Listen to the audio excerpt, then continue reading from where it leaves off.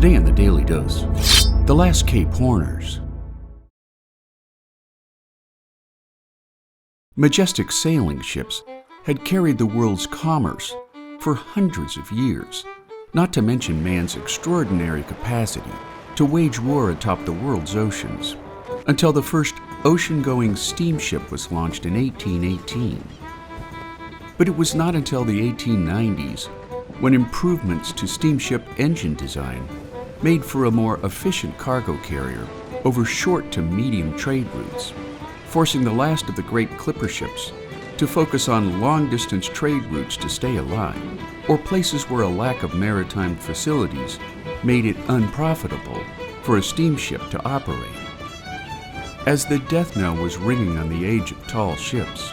Gustav Erikson built up one of the last great sailing fleets the world would ever see. Basing his fleet away from large shipping ports like London, Boston, or Los Angeles, Erikson based his fleet at the tiny port of Mariehamn, capital of the island islands of Finland. After the Germans' defeat in World War I, Erikson purchased German sailing ships at deep discounts, which Germany was forced to surrender as payments of war reparations to the Allied nations. Adding substantially to his fleet in the 1920s, when major shipping companies began scrapping their sailing ships, Erikson focused his windjammers on the grain trade between Australia and Europe around Cape Horn off the Chilean coast, some of the most challenging sailing conditions in the world, as his windjammers plied long-haul routes between Port Victoria in Australia to destination ports in Europe. Enthusiastically followed in newspapers throughout Europe and North America, competition amongst Cape Horners became known as the grain races, as windjammer captains pushed their crews to the limits of speed and endurance to cross agreed-upon finish lines, sometimes as many as 10 to 12 clippers at a time. Rounding the equator, a point halfway between the North and South poles, at zero latitude known by mariners as the line,